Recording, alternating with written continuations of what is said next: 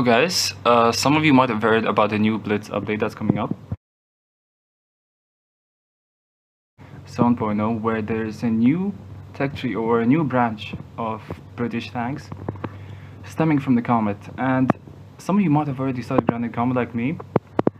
And this video is just showcasing the Comet, which in my opinion is one of the best medium tanks for its tier, for tier 7. And the reason is, it's the tank itself. It has 12 degrees of gun depression. It's so versatile, and just look at it. It looks amazing. I've got 70% win rate and 7 masteries. And the thing is, that's not all. I'm gonna get even more. I usually run gun rammer, even though the calibrated shells would be more useful since the gun is, well, subpar in penetration. I would prefer the gun rammer. I would like the 200 extra DPM.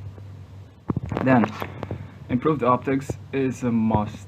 The view range in it is amazing, and since you're gonna be spotting and you're a medium tank, you wanna spot your enemies first before they spot you, and you would wanna get in an advantage position where you are in ridges and where other tanks can only shoot your hull. Not your hull, sorry, my bad. Your turret. The turret is amazing, and it gets you the bounces you need. For about vitality, I'm not really sure. It's up to you. Personally, I like the improved modules because you would get rammed a lot, or at least in my case. Then, I would recommend running the improved assembly, and that's pretty much it. If you guys want to go further than this, I would say go with supercharge, because you would need the extra shell velocity, because the shell velocity, it's kind of slow. The shell itself is slow, and if you're over the distance, you would need it.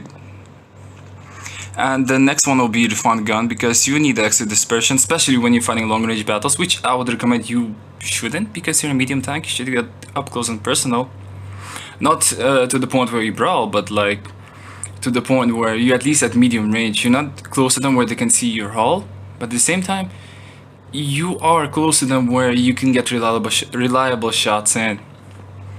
And the other thing I would recommend running is the engine accelerator, because since you're at usually be playing at ridges and other positions where you are mostly, you don't move a lot, and if enemies do decide to rush you, this would be very useful. And for this video, I'm not going to be showing any replays. I'm going to get in the battle myself, because this tank is amazing. I'm confident that I'll get a good game or two. Now I'm just gonna hope that I don't whiff a game, which I'm pretty good at doing. Also, if I'm able to edit the video, I'll try to insert the, the armor inspector, where I'll show you guys the armor. If I did that, well, there you go. If not, I'll either post the link or I'll post a picture at the end of the video.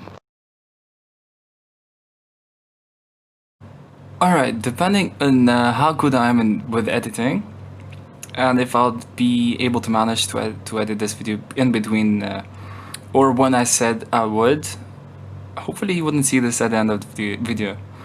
If I wouldn't be able to, you'll see it at the end of the video. And this is what I was talking about, the turret armor. When you're using your gun depression, your hull will be hidden, and only your turret will be showing. And as you can see here, the purple part shows how hard it is to penetrate, and I think even you can get bounces from SU-152. And since this has spaced armor, there is no chance heat can penetrate. But you see those sides, the orange boxes, there is a chance it will be penetrated with big guns that fire AP, but then again, heat won't penetrate. Heat can penetrate though in these yellowish parts, which are extremely hard to hit. And when I mentioned earlier that the Type 62 will be able to pen this tank with heat, I was kinda wrong, because I forgot that the turret of the Comet has heat protection or spaced armor. And you see, spaced armor works in a good way because it diminishes any heat shots. So it doesn't matter how much penetration a heat shot has, the spaced armor will just negate it. There is no point in shooting. The same way T26E4 works, where even if you shoot a heat shell, it won't do any damage. Same thing here. There is another weakness in this tank though. Apart from the sides, there is the cupola. The cupola is very hard to hit. And if you're constantly moving up and down, back and forward, you are guaranteed at least a couple of lucky bounces. And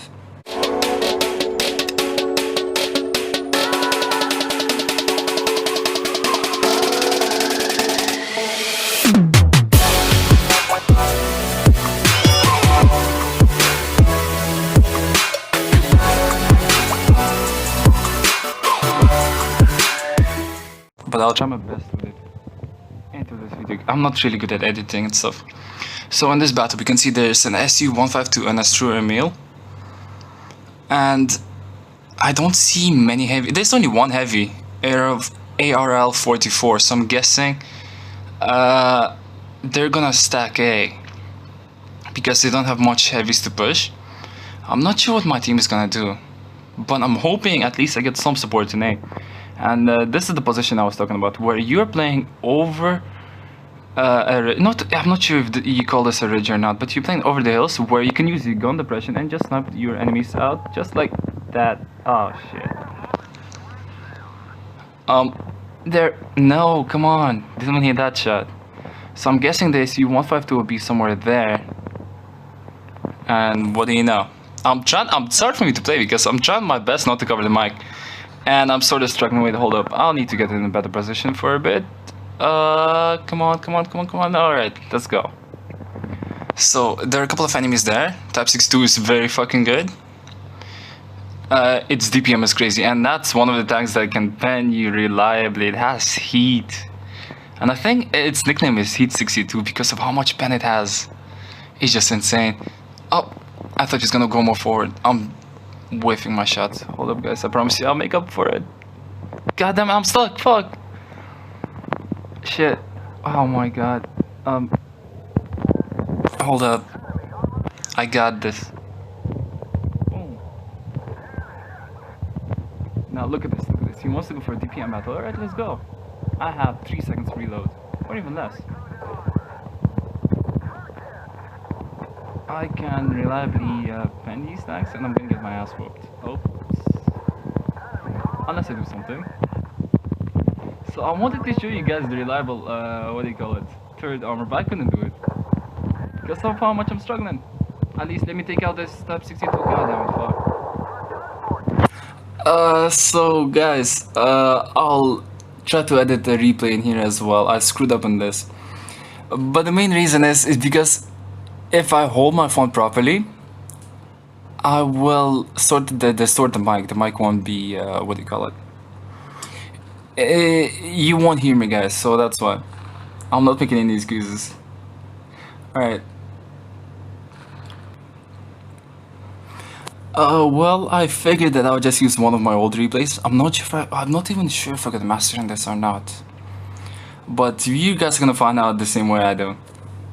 I haven't seen this replay yet, but as you see in this game, there are plenty of tanks which are good and I'll have to watch out for. The Su-100, if it has the 400 alpha gun, he'll probably be around somewhere there where I'm pointing right now. So he'll be able to get easy shots, especially that I'm going out and I'm rushing in. KV-1S won't be any trouble because 100% the KV-1S is gonna go A, and there we go. We spot him in A. This is what I love about the Comet. Look at the damage I'm doing. The DPM in this is so high, and the P43 there can't really do much against me. And with the adrenaline on, you can perma-track the enemies, and that's a really good skill. Not a good skill, sorry, a good thing. Because they won't be able to get away from your fire. And look at that. That was what? 20 seconds? Maybe even less. 15 seconds, and the enemy is down. And this is why I was talking about the shell velocity. You would need it. I don't think I demonstrated here. But look at the, penetration drop-off. It's pretty bad. And shell velocity over distance would have done magic in here, but somehow RNG was on my side. That barely happens. Alright. As I guessed, SU-100 is gonna be somewhere around there. And I think I played here like about, yeah, I kind of remember this part. I played this not so well, but at least I get good damage numbers in. The HE on this tank, I don't know why I tried to shoot HE in T-71.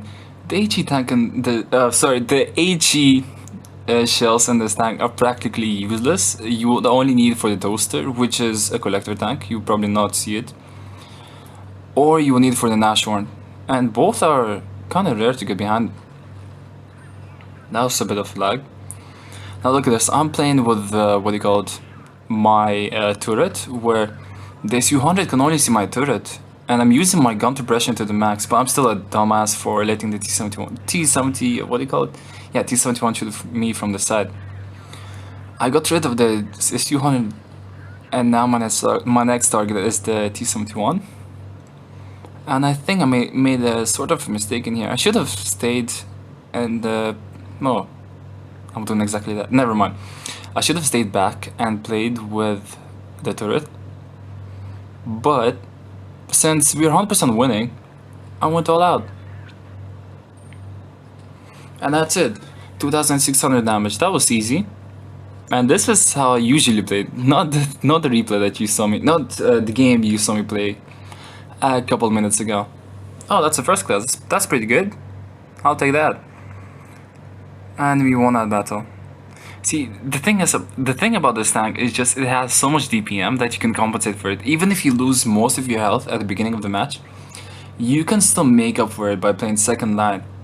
So what I'll usually recommend doing with this tank is not even trying to shoot HE. It's useless. Yes, there's sometimes it'll be useful, but nah, don't do that.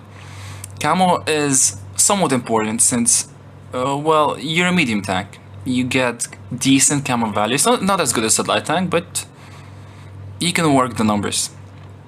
The adrenaline, it's important. Most tanks, for example, if it's a VK100, it has such a big, enormous gun and big, enormous reload that there is no point. You're just wasting the adrenaline. Yes, there's some cases where the adrenaline will be important, but yeah, I would rather run engine boost rather than adrenaline. But for a tank like a Comet, I would say the adren gets the job done. So thank you guys for watching, and I'll see you guys in the next video.